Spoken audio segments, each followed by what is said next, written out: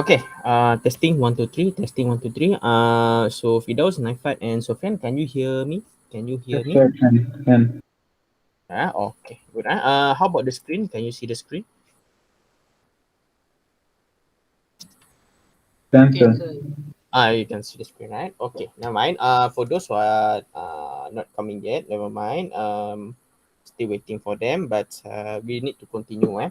Okay. Bear in mind, that today's class is to replace tomorrow morning. Tomorrow morning class. So you can have some rest on tomorrow morning for sure. I'm not sure whether you have a class after that. After my class session too. I'm not sure, but definitely, we Yeah, it's better to do it now, sir. yeah. Yeah. But still, we need to have consensus and some assistance or cooperation from you all, because Mm-hmm. we have 6 students. I have 6 students under me, so I hope that all 6 students are available at night, if you want to have a class at night. Yeah, can, sir. Mm. I know. I have no problem with you, but I'm concerned about the others. Yeah, concerned about the others. Okay. Never mind. All right. So this is a trial run. So hopefully in the future, who knows? Maybe you are more interested in night rather than Friday morning. Yeah. Who knows? Later on, we will have a discussion about that later. Okay. So let's move on to chapter 2, which is organizational structure. Um, Before you want to make any decision regarding to show your personality or to show your attitude, you need to understand the environment first. Environment means that if you are working in the company, how the organizational structure look like. They have some differences between a small company and big company. Small company have a small number of employees, and their structure is not wide as you expected. Like boss and employees only. But for large organization, large size, whereby they have like 200 employees in the company, let's say. Yeah. Let's say, for example, you work in a bank or you work in the multi-million companies. Yeah. So the organizational structure might be more wider, more expand, than you expected. Yeah. You have like, let's say, you as an employee, and then you have 5 levels of top management, let's say. So we will see, we will see the differences between okay, hold on. Okay, we will see the differences between those organizational structure later on. Okay, welcome, Zik. All right. So let's have a look at the objectives. What will you learn for this chapter? You should able to understand the division of labor and coordination. Okay, what do you mean by division? Division is we call as the other name. Maybe we can call it as a department. Division or department. Okay. The normal practice, in organization, we have administration, finance, marketing, and then what else? Production, HR. So we have a lot of departments here in the company, and then the labor is segregated, or separated by division. And then also coordination. How do you want to structure the organization? Like this one, organizational chart. We have managers and then departments and so on. Coordination, that means they want to organize the employees. Okay, the second one, element of organizational structure. What do you have inside organizational structure? Like top management, employees, and so on. And then forms of departmentalisation, which is how departments are divided. And then what are the types of departments, that we have available in the company. And the last one, contingencies of organizational design. That one we will discuss later. Might be have some technical words here about the contingencies later on. Okay. What what does organizational structure means? It refers to division of labor. That means the labor is divided into department. Let me write a little bit. That means employees divided by departments. Okay. We have, let's say, 10 employees. Two of them might be in HR, two of them might be in finance, two of them might be in marketing, and so on. So that means employees, the number of employees that separated or divided by departments, as well as pattern of coordination. communication, workflow, and formal power that direct organizational activities. Yeah, that means let's say we have 10 people in the company, and then 10 people will be segregated into organizational charts. Yeah. Okay, one manager, 3 from one department, let's say 4 from this department, and then 2 from another department, let's say. Yeah, 10 employees. Yeah. Okay, so it depends. It depends. Nothing wrong or right way of organizing the structure, as long as the efficiency is matters. Yeah. If the communication is going smoothly, the workflow is going smoothly, that means there is nothing wrong with the organizational structure. Yeah. Okay, they may be talking about hierarchy later on. Yeah. Okay, division of labor refers to subdivision of work into separate jobs assigned to different people. Yeah, we're talking about what we call as a labor, yeah, an employee that's segregated into different position. Okay, let's say for example, yeah, HR department. Okay, let's say HR department. Okay, let's say we have three divisions. Yeah. Okay, the first one probably they are in charge of salary. Let's say. Another one with they're talking about discipline. Discipline, let's say employees are they punctual or late? Or another one, I think really is regarding how should I say, not discipline, but also we're talking about another HR matters, industrial dispute, for example, or we call it as a court case. Yeah, let's say employee have a court case, so the main person in charge of that. So the labor, yeah, or the employee is segregated or divided, yeah, based on the work, yeah, the work that the specialized work. Yeah. Another example is finance. Yeah. Okay, finance, we have several departments. Let's say for example the finance, we're talking about debtor, managing debtors. And then another one probably, let's say, creditors, which is suppliers. Or another one, let's say, they're in charge of financing. So those employees have their own specialty. Yeah. Okay, they divided into several works. Yeah. Same goes to if you are doing assignments, you will divide yourself into different members, and then you will assign who's doing what. Yeah. Okay, so subdivided work leads to job specialization because each job now includes a narrow subset of the tasks necessary to complete the product or the service. Debtors have different work or different specialization. Creditors also have different specialization, and financing also have different tasks. Okay, so who's that? Hold on.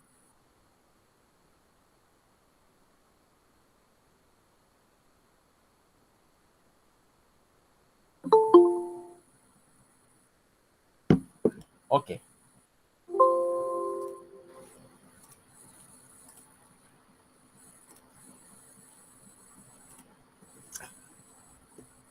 Alright, so I hope you understand. Yeah, the division of labor means that we divided employees into different work specialization.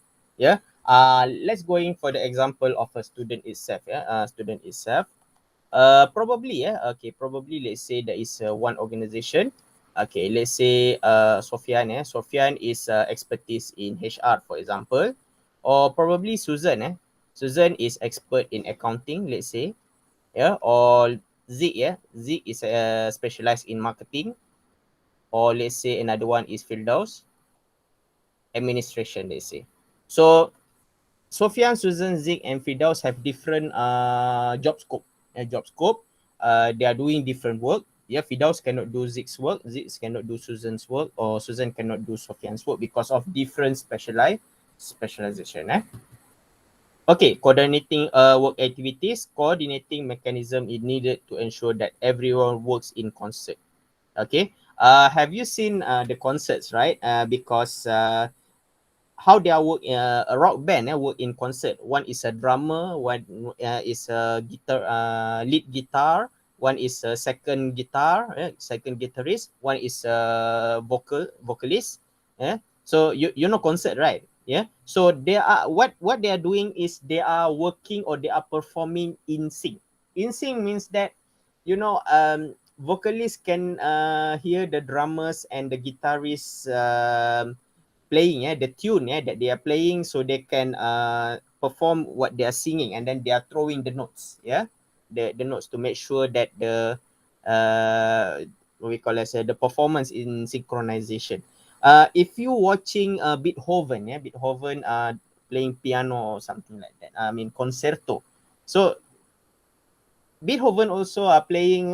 They have an orchestra at the behind. I mean, they are playing orchestra, and then choirs, and then they are using by hand or something like that. And then people say, I mean, the choirs, the crews, they are follow whatever that Beethoven's playing. Yeah. So same goes to the organization.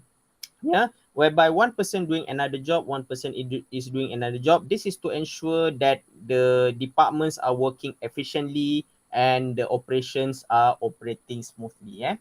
So therefore, the key of success, the key success towards this organization is communication. Most of people say communication is a key. Yeah. Okay, whatever it is, Sophia need to communicate with Zeke need to communicate with Susan, need to communicate with Fidaus, and all of them need to communicate with the managers. You cannot work in silence, because if you are work in silence, they will not know what is going on. They will not know what was happening.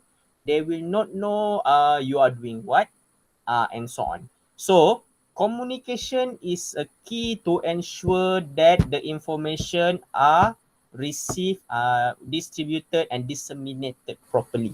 Yeah, everybody will know. Yeah, okay. Like what I'm doing today, I'm using WhatsApp group to inform that we're having class tonight, to replace tomorrow's class, something like that. So regardless of the way that they communicate, we have two, formal communication and informal communication. Okay, later on, we will talk about the difference between formal and informal communication. Yeah, later on, I'm not touching this for a while, because we will touch again informal communication later on. Okay, how they are coordinating work activities. Concurrent engineering or platform teams involve assigning product development to a cross-functional project team consisting of people from marketing, design, manufacturing, customer. This one is actually more on production related. Not on the office related. Yeah, because concurrent engineering is more on assigning technical matters. Like for example, installing a car, the new car, because to install a new car, you need to install the tire, the body, and the inside the components, I mean internal components, external components, the engines, bodies, and so on. There is a concurrent engineering. All right, so this one not so much to talk about coordinating work activities, because it is more on technical. You are not on technical matters. You are more on organization that works in the office. Yeah. Okay. This one is yours. Standardization. Okay. Have you familiar with the word SOP? Have you familiar with the word SOP? Yes, sir. COVID-19, right? It's a SOP. Okay. That one is SOP means that do's and don'ts. Usually, we're talking about SOP, do's and don'ts. Okay, in organization, same thing. Standard operating procedure means that the workflow that being set up, the workflow that be set up to perform by employees every day. Yeah. Okay, for example, if account departments wants to perform account reporting, monthly reporting, so they have their own process 1, process 2, process 3. Let's say marketing also marketing department also have their own SOP in approaching customer, for example. You need to set an appointment. You cannot simply break SOP marketing by simply go and approach a customer like that. No, there must be some appointments. There must be some promotion a little bit, and so on. HR also have a quite strict SOP as well in terms of employee management. We're talking about punctuality rules, policies, and so on. So we're talking about standardization, which creates routine and simple tasks. This is what you done every day in an office. Yeah. Okay, regardless of any departments that you've been assigned to or work into. Yeah. To ensure that the routine and simple tasks like you are doing every day, if you are master that, that means the work coordination is very good. Yeah. Okay. This one is a summary. This one is a summary. Informal communication, formal hierarchy, and standardization. But do I have this one? Okay, let's touch about this one first. Informal communication. Okay, informal communication, that means we call it as a free flow communication. Okay, free flow. Free flow means that we are talking with members, or we are talking with we're talking about co-workers, with co-workers. There is no formality required, like using email, using memos, using meetings. That one is formal because they are following procedure. Informal communication is like that we are communicating freely, anytime, anywhere, and any channels. WhatsApp, I mean, you're talking about WhatsApp, Telegram, and Facebook. That one is considered as informal because the language that you use, sometimes the language that you use is not formal. Sometimes you are using a jargon, using what we call as free English, something like that. But if you use formal communication, the language need to be standardized, the sentences need to be true, and then the message that you convey need to be understandable. Okay, so we're talking about direct communication. For example, you just meet your boss like that. No need to do some appointments or issue some memos or emails, liaison roles or integrator roles. Something like this one, for example, only. Okay, formal hierarchy. That means there is a separation of power. Okay, let's say this one. Okay, manager. This one employee. This one employee. Okay, technically manager has more power or more authority than employee. Okay, for example, if you are working in accounting, account executive or account officer cannot sign the check. You know the check, right? I mean the piece of paper that issued the money. Okay. An accounting department, account officer cannot sign the check, but the owners, the shareholders, the owners of the company can only sign the check. That is formal. We're talking about powers. And then who's making the decision? Any decision related to the operation, related to the production and so on. The manager has a right to make a decision, not an employee. Employee just propose only. Employee just propose only, but the managers will make the decision. That is we're talking as a power. Whoever is more power, that means who are more authorized. And standardization, that means is more on SOPs. So SOPs. Regardless of work, skills, and so on. Okay, we touch a few slides before we are going for a break. Okay, span control. Okay, what is a span control in organizational structure? Refers to the number of people directly reporting to the next level. Okay, I give an example. Let's say there is a one manager, and then we have in a department. Okay, A, B, and C. Let's say this is an HR department. One manager, and then they have 3 employees, which is A, B, and C. Okay, span control means that how many people between A, B, C can report to the next level of hierarchy. It can be 1 person, it can be 2 person, it can be 3 person. Okay, if you ask me, how many people is recommended? Actually, there is no right or wrong answer for that. It depends on the departments and the managers itself. Okay, let's say only A will report to the manager. That means B and C don't have to. Do not have to report to the manager. That means if you ask me, in this case, how many span control involved in this one? The answer is only 1 person. Okay, let's say another case. Let's say A and B can only report to the manager, which is C cannot. So that means how many span control involved in this one? The answer will be B. Yeah, because the number of people directly reporting to the next level of hierarchy, that means in this case, manager. Okay. All right. Mechanistic versus organic structure. Mechanistic, which is narrow span of control. Organic, wide span of control. Okay. The difference between narrow and wide span of control. Okay, which is this one.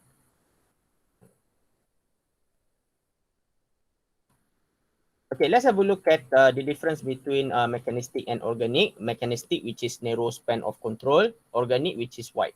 Okay. If you look at this one, the structure, this one is more what we call as a tall one. Okay, because they have many layers. Yeah, tall. And this one is more wide. Yeah, tall means that they have more than one hierarchy.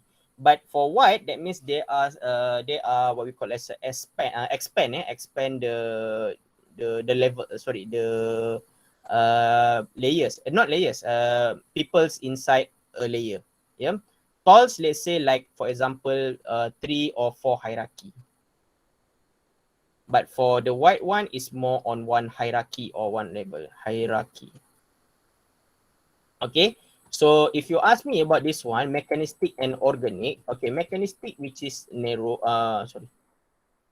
This one is more organic. This one is more mechanistic.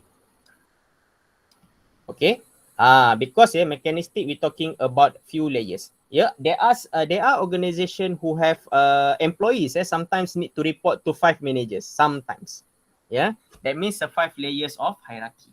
And some companies only have one manager. So that means the one is more on organic ones. Okay. So it's quite difficult for mechanistic structure. Yeah, whereby an employee need to report to 5 managers, which is quite difficult.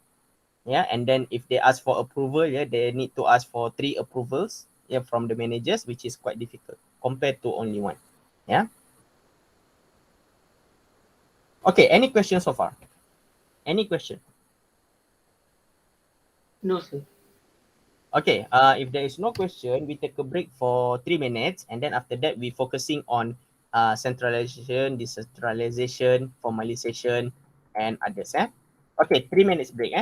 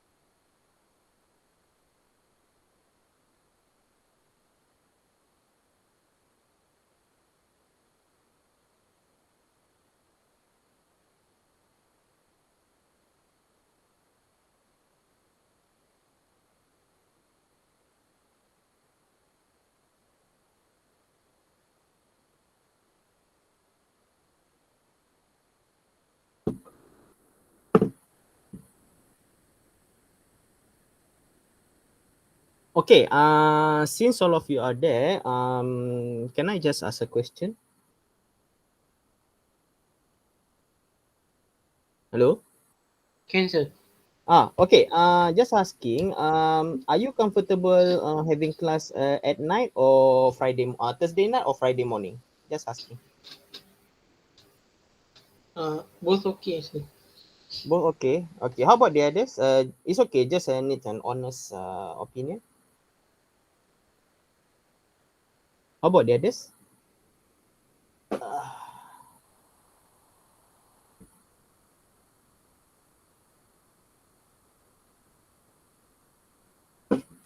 I need to check with the chat.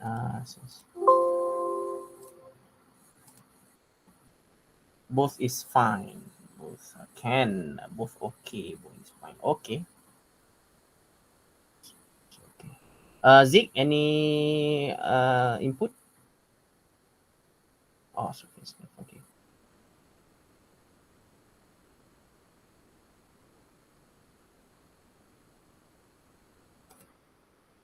Never mind.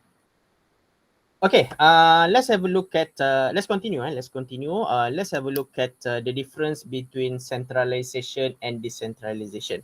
Okay, the most important thing to differentiate between centralization and decentralization is we're talking about decision.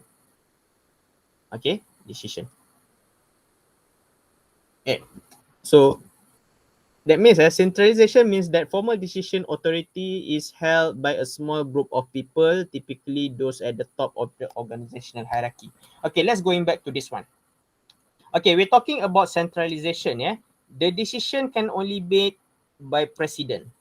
For example, in this case, okay, whatever this one, staff specialists, operating managers, and so on, whatever they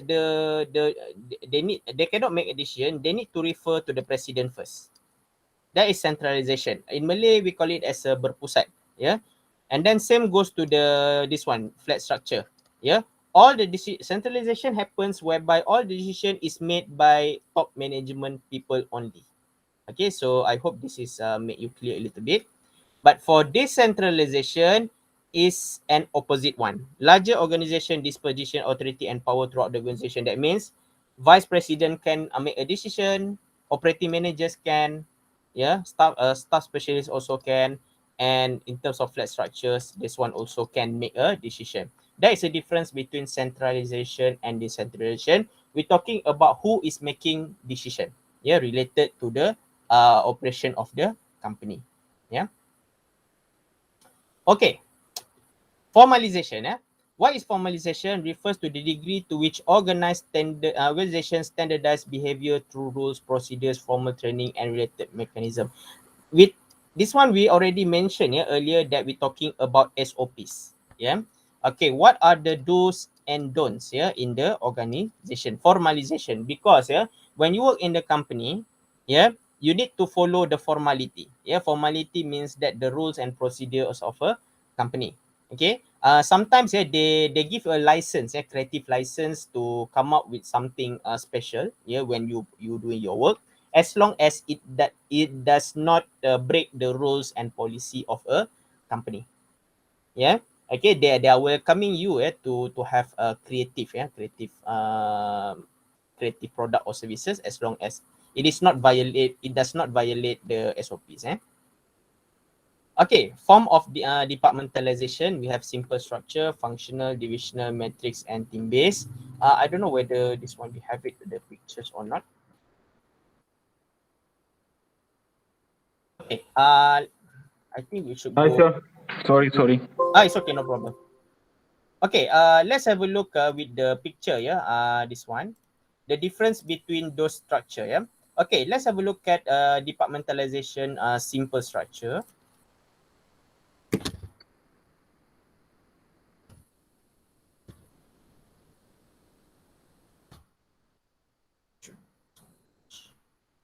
Okay, like this one. A simple structure is like this. Only one top management and five this one. It's like a simple as that. Can you see the picture? Can Can, you sir. see? Can. Yes. Okay, so that means a simple structure is more on like only a few people and typically one holistic product or services. It's like this. Let me copy image and put here. Something like this. I will update in the slide in the Google in the Google Classroom later on. These are the example of simple structure. Only one manager and few departments, something like that. Simple structure. Okay, functional structure. Okay, let's have a look at functional structure. Functional departmentalization structure. Okay. This one, like this. Okay. We're talking about functional. That means the functional is divided by the departments. Yeah, departments like this one, production, purchase, finance, marketing department. It's quite complex compared to the first one. This one is more simple, even though it's a similar, but simple is more like one top management and same level of departments. But for functional structure, it might be quite a little bit complex. Something like this. Okay, but the bottom line is the department is divided by function like production, purchase, finance, and marketing. Okay, how about divisional structures? Sometimes we call it as a SBU, divisional. Divisional because we group employees around geographic areas or by product or services. Divisional structure.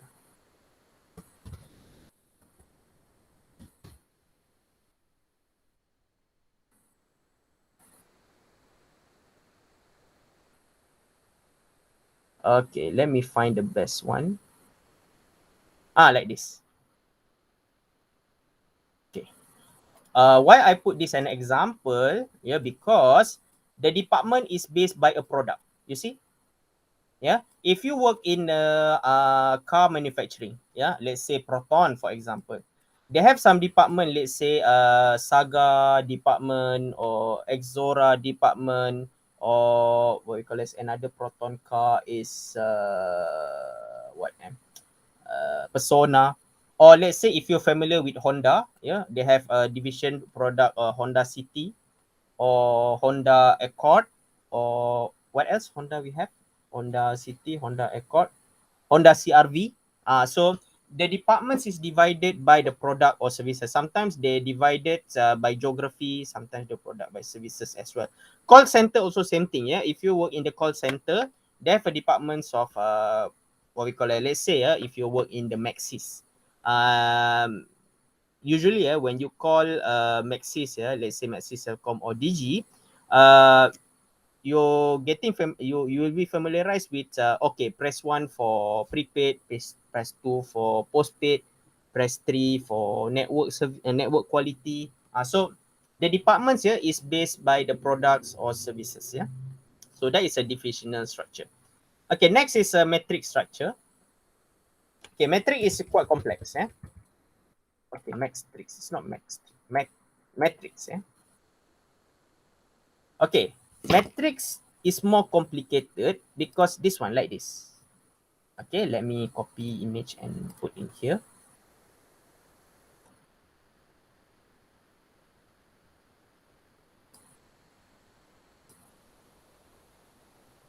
Okay, project A, all departments are involved. Project B, all departments are involved. Project C, all departments are involved. Project D, all departments are involved. Same goes to purchase, all projects. They involved in all projects. Logistic, all projects. Matrix means that it's like a grid, a grid that intersects between departments and projects. Yeah, so matrix is quite complicated because you need to do multitasking. Yeah, you need to do multitasking. So because you do multitasking, the workload is quite high for metric departmentalization. Okay, next, team-based structure. Team-based structure.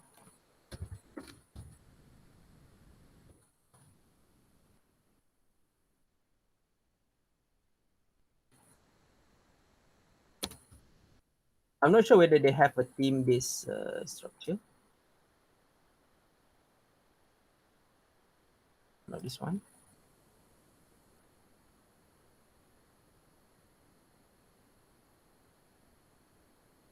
Okay,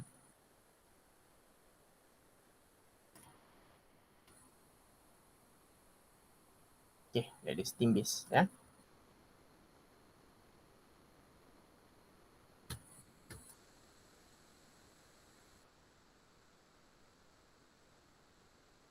Sorry, I think I need to slides.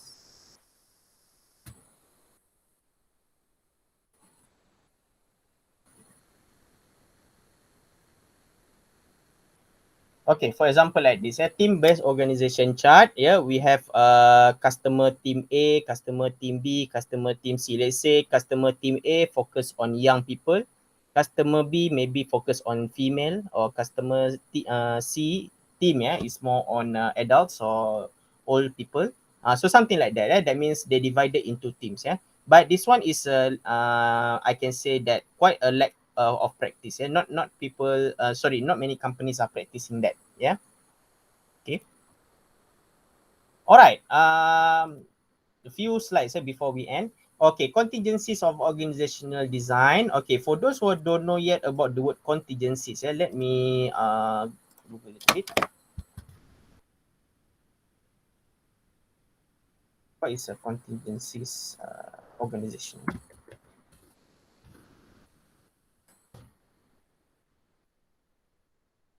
Okay.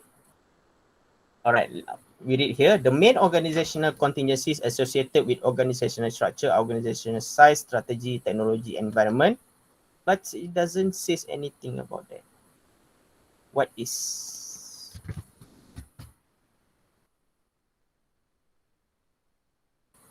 Yeah, this one.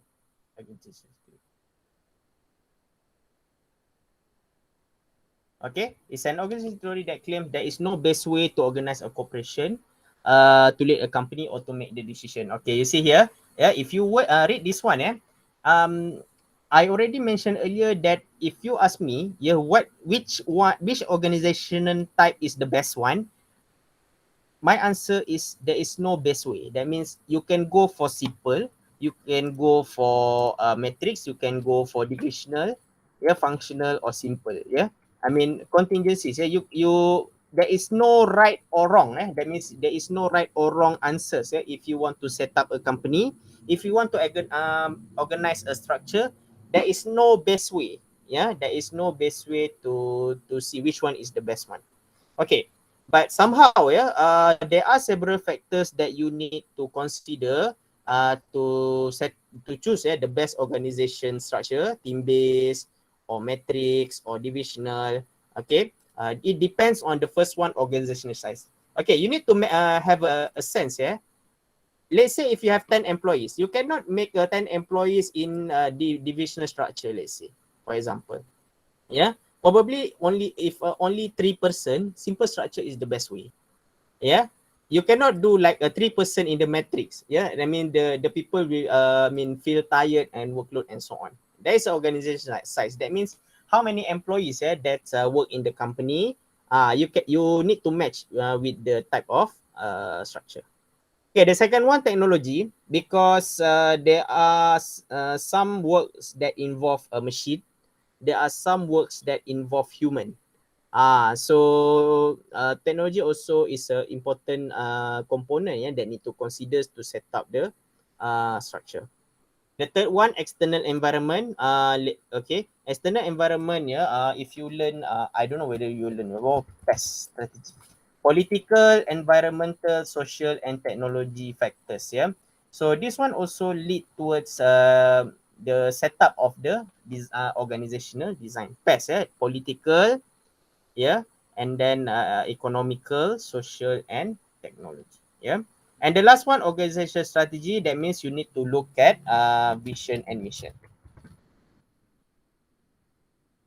Okay. Some companies have is going for short term, and some company is going for the long term. Okay. This is also affect this one. Okay. If you want to go for the short term, matrix is not the best way. Yeah, matrix is usually long term. I mean, because the project that need to solve more than 1 year, 2, 3 years, and so on. So, excuse me. Yes, pardon. What's the difference between company short term and long term? What do you Okay, mean? Duration. The duration of how long do you want to achieve the objective? Let's say a company wants to be the best number one in Malaysia. Let's say, yeah. You want to let's say if you're doing a burger business, let's say burger business, you want to be the best burger company in Malaysia. Okay, but the question is, how long it takes? Do you want this vision to achieve? Yeah, do you want to take 1 year or do you want to take 3 or 4 years? So therefore, short term means that usually it can be achieved within 1 year, but for the long term, it can be achieved more than 1 year. Is that clear? Is that clear? Yes, sir. Clear. Thank you. Short term means that you can achieve within short term, less than 1 year. But for the long term, which is it can be achievable more than 1 year. Yeah. Okay. So that is how what we call as how the short term and long term works. Yeah. So therefore, organizational design decision also it depends on your vision and mission of the company. Okay. So the last one is a conclusion. That is sums up everything. So let's recap back whatever that we have here. Okay. You need to know a little bit about the basic one. Yeah, what is organizational structure? That means how company is organization is set up. And then division of labor means that the how employees work are differentiate. Yeah. Okay, coordinating the work activities, it depends on the departments. Standardization is referring to the SOPs. Yeah, that means what are the do's and don'ts. Yeah, when you are working in the company, because probably some employees are violating SOPs, somewhere employees are following SOPs. Yeah. Okay, informal communication. Yeah, we're talking about the free flow communication, but formal communication is related to the more linguistic and more official. Yeah. Okay. The rumors we cannot call as formal communication. Hierarchy is an important thing because we want to see who is making decision, who has more power in the company. Span control means that how many people can report to the managers or the top level. Okay. And then you need to differentiate between tall structure and flat structure. Yeah, the tall is more on mechanistic, and the flat one is more on organic. Yeah. Centralization and decentralization is differentiate whereby centralization is the decision is made by only top people. Decentralization decision can be made by everyone. Formalisation again is related to SOPs. There are 5 forms of departmentalisation, which is simple, functional, divisional, matrix, and team-based. Simple structure is only a few people working and setups, like a small business and entrepreneurs. Functional structures, departments divided into specialization, for example, production, purchase, finance, and marketing. Divisional structure is divided by products or services. For example, department product X, department product Y, and Z. This one is more the closest example is industrial products or services like cars, network providers, and so on. Matrix structure is more on project based. All departments are involved in all projects, and all projects are involving all departments, which is like a grid. Team-based structure, that means is more on focus groups. Okay, contingencies means that there is no best way to set up an organization. However, some of the factors need to be considered. In terms of size, technology, and external environment, and organization strategy, vision, and mission. Okay, that's all. Any questions?